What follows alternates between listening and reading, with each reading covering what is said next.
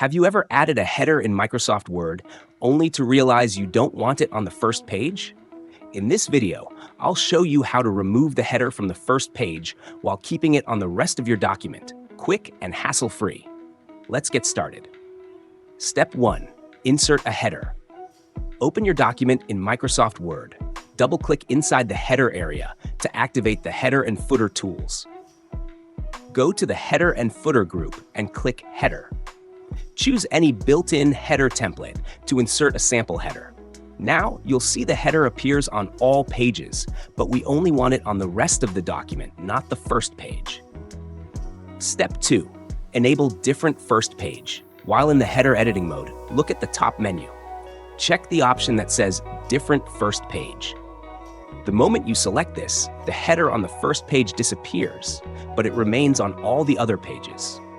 Step 3. Remove any remaining content.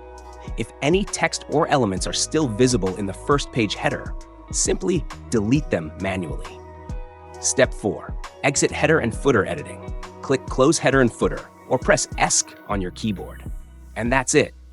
Your first page is now header-free, while the rest of the document keeps its headers intact. And that's how you remove the header from the first page in MS Word. Super easy. If this tutorial helped you, hit that like button, subscribe for more Word tips, and let me know in the comments if you have any questions. Thanks for watching, and I'll see you in the next one.